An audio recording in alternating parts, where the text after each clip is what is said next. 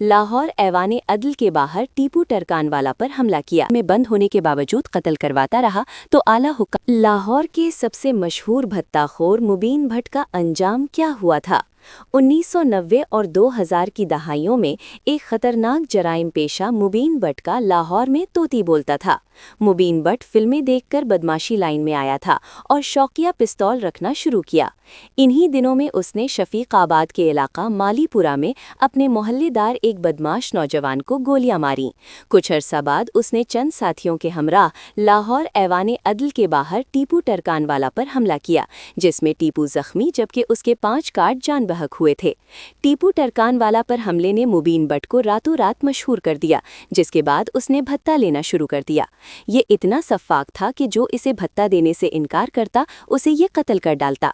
लाहौर में एक मशहूर ड्राई क्लीनर शॉप के मालिक ने जब इसे भत्ता देने से इनकार किया तो उसने इसकी दुकान पर धावा बोल दिया।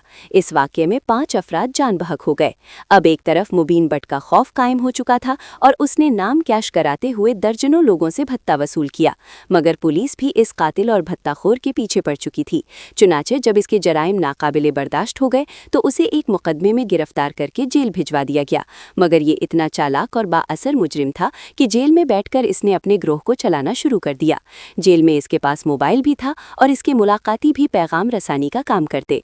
जब ये अपने जराइम से बाज ना आया और जेल में बंद होने के बावजूद कत्ल करवाता रहा तो आला हुकाम ने इसका किस्सा खत्म करने का फैसला किया।